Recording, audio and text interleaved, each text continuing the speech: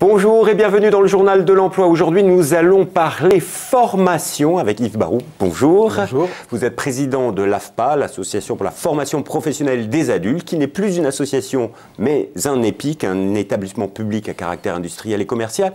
Alors, l'AFPA, c'est près de 235 formations qualifiantes. Mais combien de personnes formez-vous tous les ans? L'AFPA existe depuis la guerre. Et depuis la guerre, a formé 5 millions de personnes. Aujourd'hui, c'est 150 000 par an. 150 000 personnes et qui l'AFPA donne un métier, donc une chance de rebondir. C'est clairement la plus grande école de France. Un actif sur 8 vient de l'AFPA. Alors, vous venez d'écrire un livre, de publier un livre, Apprendre pour demain. Alors, ce qui est très intéressant dans ce livre, c'est vous faites quelque part un constat de l'état de la formation en France, mais vous essayez de décoder et d'essayer de nous expliquer quels sont les grands enjeux de la formation pour demain. À vous lire, on sent que la formation est aujourd'hui en France à la croisée des chemins. Alors, la formation en France, c'est 32 milliards. 32 milliards, dont la moitié pour la formation, puis l'autre moitié pour financer la rémunération de ceux qui vont en stage. Donc 16 milliards de dépenses actives. Beaucoup trouvent que c'est trop. Et régulièrement dans la presse, on dit « Oh là là, la formation professionnelle, un gouffre, un trou sans fond ».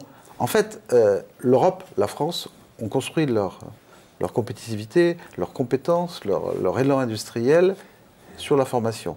Aujourd'hui, d'autres continents, comme la Chine, mise beaucoup sur la formation. Alors nous, il faudrait qu'on désinvestisse sur la formation. C'est un peu bizarre. La vérité, c'est que l'effort de formation n'a pas augmenté depuis 10 ans. Alors même que le chômage a augmenté de 40%, alors même que les métiers se bouleversent.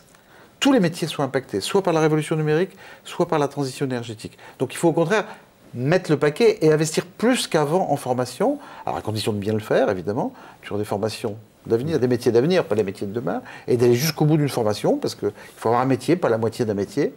Et c'est ça le grand enjeu aujourd'hui. Il faut investir plus dans la formation.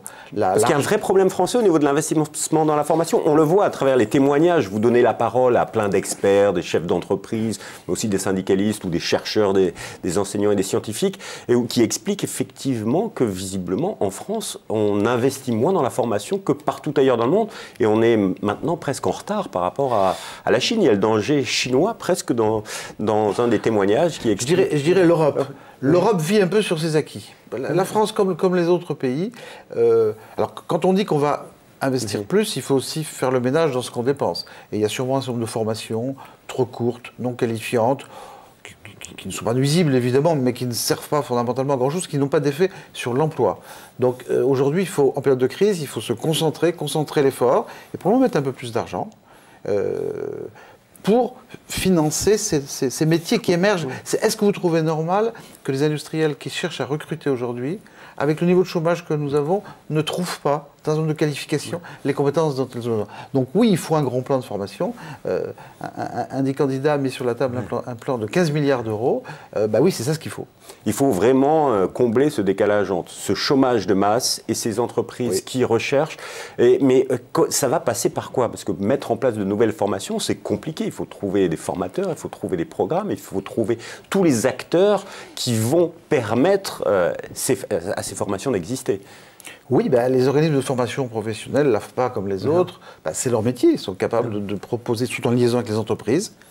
Puisqu'au fond, arrêtons-nous sur la pédagogie. La pédagogie de l'AFPA, c'est quoi? C'est mettre les gens en situation. Donc il faut la même machine que l'industriel d'à côté. Il faut la même procédure, les mêmes normes que l'industriel d'à côté.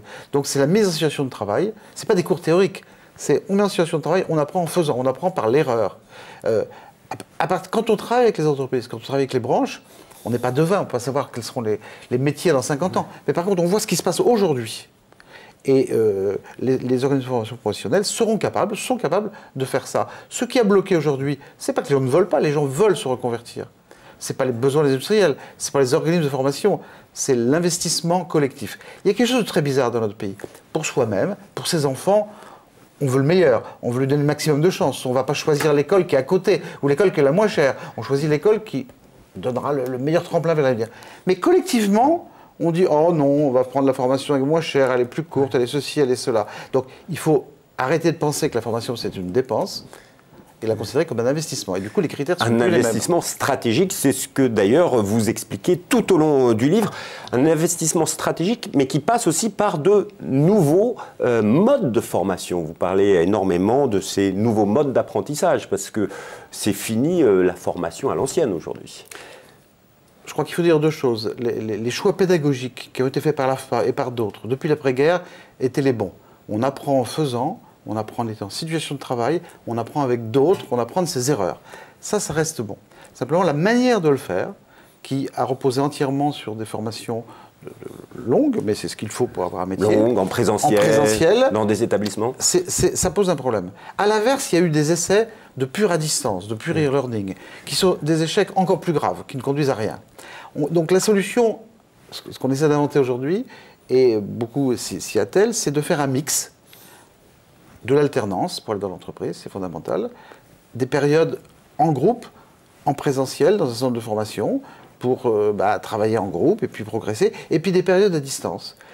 Le cocktail va varier d'un métier à l'autre, suivant les appétences, la culture de chaque personne, mais il faut trouver ce cocktail magique qui va résoudre quelque chose de fondamental.